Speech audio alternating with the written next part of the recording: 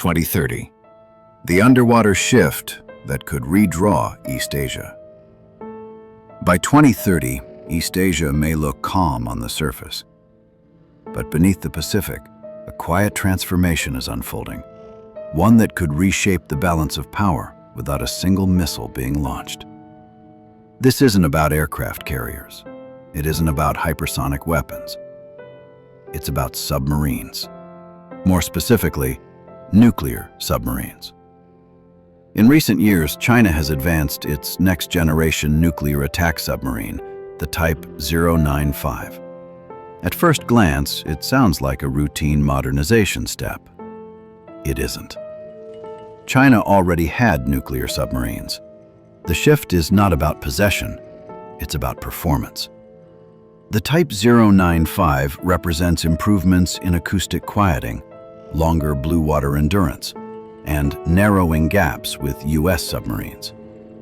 Individually, those upgrades seem incremental. Collectively, they create something new: persistent underwater presence across the Western Pacific.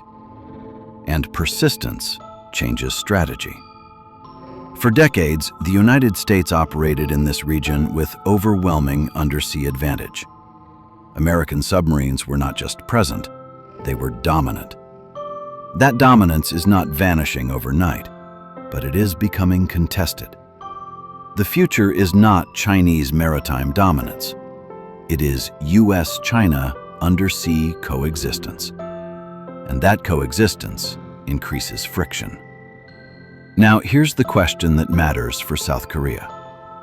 Should Seoul respond by building its own nuclear submarines? It sounds logical. Symmetry feels reassuring. But symmetry is not strategy. Nuclear submarines take a decade or more to develop.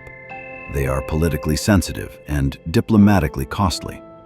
Most importantly, they do not solve the 2030 problem. The smarter approach is different.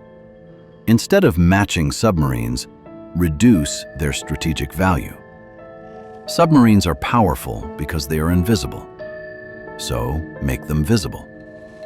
South Korea, working with the United States and Japan, can invest in expanded seabed acoustic sensors, AI-driven submarine signature analysis, integrated maritime patrol aircraft, and real-time intelligence sharing. If submarines are persistently tracked, their leverage declines. Detection strengthens deterrence. Geography also favors Korea. Any sustained Chinese underwater projection must pass through constrained waters like the Korea Strait or nearby maritime corridors. That creates leverage. Rather than compete for blue water dominance, focus on denial. Long-range anti-ship missiles, smart naval mines, unmanned maritime systems, distributed coastal strike platforms. The goal is not escalation. The goal is cost imposition. Make sustained presence expensive. There is another layer most people miss. Maritime power in the 2030s will not be defined by platforms alone. It will be defined by networks. Shared acoustic databases, joint anti-submarine exercises, integrated intelligence, surveillance, and reconnaissance systems, interoperable wartime logistics. Networks outperform individual platforms, and alliances amplify networks. The United States is not disappearing from the region, but expectations are changing. American primacy is gradually shifting toward shared responsibility. South Korea must prepare for a more distributed security architecture. And this shift will not first appear as war. It will show up in markets. Higher maritime insurance premiums, Taiwan Strait risk pricing, semiconductor supply chain volatility, persistent financial instability. Underwater friction translates into economic pressure above water. That means strategic preparation is not only military, it is economic resilience. So what happens in 2030? There will be no dramatic collapse, no instant domination. Instead, a recalibrated balance. More friction, more complexity, more responsibility for regional powers. South Korea's path forward is not nuclear symmetry. It is undersea transparency, choke point cost imposition, deeper alliance integration, and parallel diplomacy to manage escalation.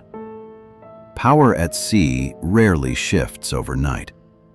It shifts through cumulative design. The nations that design early shape the balance. The rest adjust to it. The Pacific in 2030 may look calm, but beneath the surface, data, acoustic signatures, unmanned systems, and alliance networks will quietly define the next era of power. The real question is simple. Will South Korea help shape that balance, or simply adapt to it?